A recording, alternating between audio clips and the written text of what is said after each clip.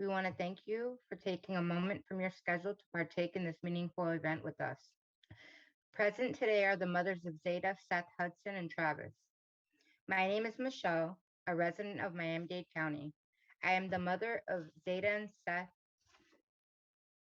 the two children pictured here before you. Both Zeta and Seth have autism but struggle in different capacities. Like many students with autism, they struggle with social cues and therefore demonstrate more behaviors than their neurotypical peers. Zeta struggles with communication. She is highly intelligent and has attended gifted classes in the general education setting until her sixth grade academic year. For sixth grade, Zeta was enrolled in a gifted art magnet program near our home. The classes were large and had lots of stimuli. Zeta went from an honor roll student to a student with a 1.15 GPA. She also stopped talking. Although Zeta was struggling, the school refused to allow her registered behavioral technician in the classroom. Within weeks of school starting, Zeta became suicidal and was hospitalized for over 3 weeks during her first admission. Soon after that, the school felt that it was in Zeta's best interest to attend a specialized school for students with behavioral disabilities.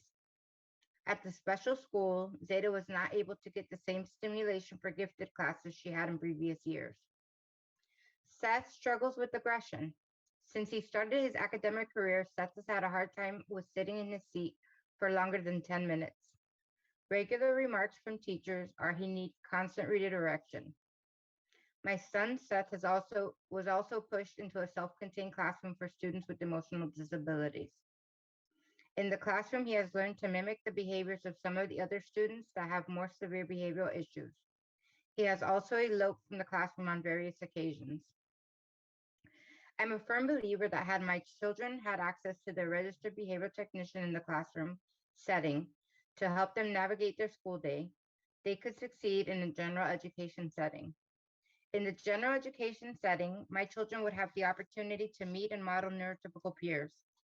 The National Center for Education Restructuring and Inclusion finds that students with disabilities in inclusive classrooms show academic gains in a number of areas, including improved performance on standardized tests, mastery of IEP goals, grades, on-task behavior, and motivation to learn.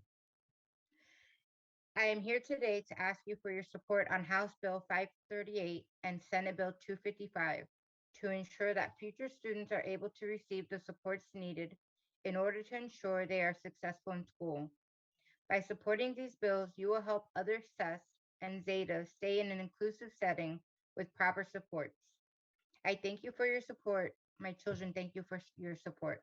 I will now pass you to my partner, Kalisa. My name is Kalisa Franklin, and I am the mother of three beautiful children.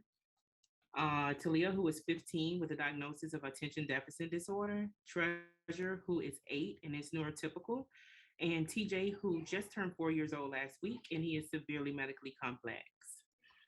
Today, I'm here with my group mates, Lisa and Michelle, and we would like to ask you to look at Senate Bill 538 and House Bill 255.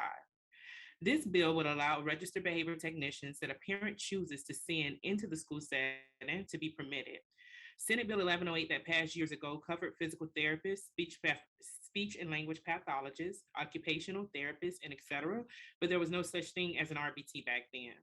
This change would now include the RBTs. The parent contracted registered behavior technician RBT in public schools problems revolve around the timing and language in the 2013 legislative bill CSSB 1108. Now, the intent of this portion of the bill was to eliminate or reduce the conflict and errors between school and home behavior programs. The thought was that collaboration between home and school efforts would reduce duplication and enhance student education. A registered behavior technician, a RBT, works one on one with a child under the direct supervision of a board certified behavior analyst, BCBA, providing applied behavior analysis, ABA therapy. Applied behavior analysis therapy is a method that uses positive reinforcement to encourage children on the autism spectrum to move toward more responsive and better behaviors. It is largely administered in clinics or homes. RBTs are responsible for assisting behavior analysis teams in evaluating mental health patients and their conditions over a certain time frame. Their duties include adhering to behavior plans developed by other BCBAs or mental health professionals to provide patients or students with beneficial care. They are responsible for the day-to-day execution of the behavior intervention plan or the BIP. This can include things like interviewing students or patients, conducting follow-ups, and collecting tons of data. They typically interact directly with students or clients who may be experiencing things like autism or psychiatric disorders, and for meeting with students or clients and family members. There currently are some disagreements about whether the board certified ABA registered behavior technicians are allowed to practice in Florida schools. Some school districts interpret state law as allowing them in, and the ABA therapy is being practiced in those school districts. Other school districts do not allow them in and say that they interpret Florida law as preventing it. This bill would clarify that board certified ABA registered behavior technicians would be allowed in any school in Florida. To this effort, the legislator listed BCBAs and BCABAs as professionals permitted to provide services in the educational settings. Unfortunately, though, in 2013, the position of registered behavior technician, RBT, did not exist, and so they were not listed as parent contracted personnel permitted to collaborate or provide services in schools. 2022 SB 538 and House Bill 255 would correct this problem by including RBTs with BCBAs and BCABAs as parent contracted personnel, permitting them to collaborate or provide services in school. I myself am a former RBT who has worked in my local school district for the past 6 years and has supported many students. Up until July of 2021, I did have to resign because my son had some very extensive medical issues. But I want to share with you just how serious this bill is to some students. I supported a student in his 4th grade year at one of the area public elementary schools in my district. This student did receive ABA therapy throughout the school year. The board certified behavior analysis created in functional behavior assessment, an FBA, and then a behavior intervention plan, a BIP, to help the student be successful at school.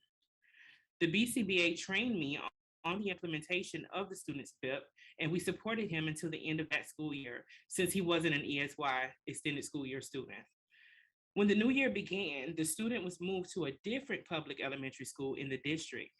We met with the new teacher of that school and the administration staff to train them on his BIP. After a few days went by, I received my caseload and I noticed that the student that I had supported for all that time was not there. When I asked my BCBA about him, she told me that he is probably just in the honeymoon phase. And, because he's in a new school, he's probably in the honeymoon phase, and that they will contact us when that student needs interventions or support.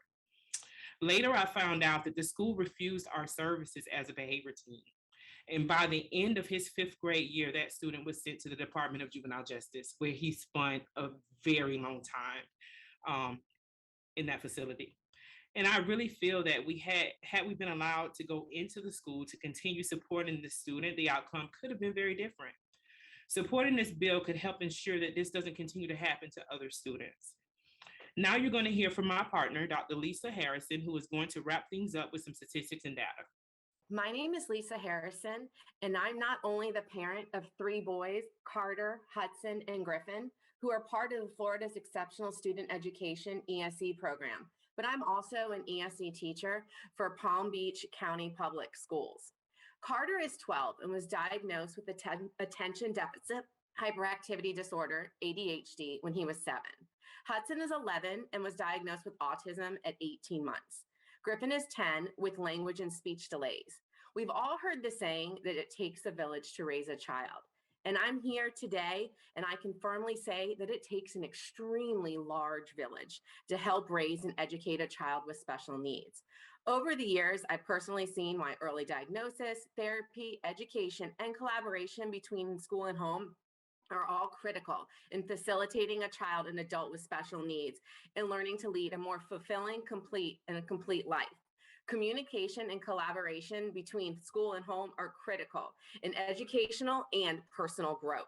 My family has had the opportunity to work with educational teams that were willing to let our private team observe and help to determine how to best meet my son's needs, as well as schools that made it very difficult, established roadblocks, and denied access for my licensed professionals to come help schools and observe and collect data and collaborate as a team. In 2013, legislation bill 11 SB 1108 and 2021 Florida statute 1003.572 were critical in changing and helping to build a bridge with collaboration between public and private instructional personnel to work together to enhance the school and home teams of individuals to not only promote educational progress, but assist students in acquiring essential needs in order for them to pursue a higher educational goals and employment. When this statute was first passed, the private instructional personnel was defined as individuals certified for licensed applied behavioral analysis services, which are BCBAs, speech language pathologists, occupational therapists, physical therapists, psychiatrists, and clinical social workers. We're asking you to support House Bill 255 and Senate Bill 538. At the time when the Florida statute passed, many families worked with therapists under the guidance of a BCBA. However, those therapists were not certified. Now, many of the therapists working in the applied behavioral analysis field are registered behavioral technicians, RBTs. RBTs have a national certification behavioral analyst and must work under the supervision of the board certified behavioral analysts. We believe that there are many key factors that support the importance of revising the definition of the private instructional personnel to include the RBT. Both the BCBA and RBTs must be certified. RBTs must receive ongoing supervision, adhere to ethical rules, and renew their certificate annually. According to the 2021 BCAB data report, there are 10,460 individuals who were newly obtained the certification as a BCBA in comparison to the 47,840 individuals newly certified as RBTs. 83% of those RBTs passed their certification the first time, whereas only 60% of the BCBAs passed theirs. According to the 2021 BACB certificate, there are over twice as many RBTs as the BCBAs in the nation. There's 54,223 individuals who have a BCBA in comparison to 112,317 RBTs. BCBA demands cannot keep up with the need. According to the 2020 U.S. Employment for Demand for Behavioral Analytics report, in the past 12 years, the demand for the certified BCBA has increased 4,209%. Yes, that is 4,209%. Annual demand of these increase is 17% from 2019 to 2020. And in the state of Florida, that was 68. There was a 68% increase from 2019 to 2020. When we examine the need to include the RBT for the private instructional behavioral, one must be aware of the hierarchy of therapy. According to the BACB RBT handbook, BCBAs are only required for a minimum of 5% to a maximum of 20% of therapy, in contrast to the RBT being there 100% of the time. So if we think about this in weekly terms, out of 20 hours of therapy a week, a BCBA only has to be present between 1 and 4 hours. The RBT is the one who has the firsthand knowledge of the individual strengths, weaknesses, strategies to increase educational and behavioral success. But most importantly, under the definition of the current definition of the instructional personnel, some educational institution and districts interpret the statute to exclude the RBT despite their certification. It is important for us to build this relationship with the community and schools because these relationships have a significant and positive impact on our children. Collaboration between educators, community members, private therapists, and families helps bridge the gap from childhood to adulthood is very important. All of our past show us that we can't do this alone. We need a village. By supporting House Bill 255 and Senate Bill 538, you're allowing families to increase their village and help to enhance the collaboration between public and private personnel, which in turn may lead to the increase of educational goals and essential skills for personal and academic success. We thank you for your time today.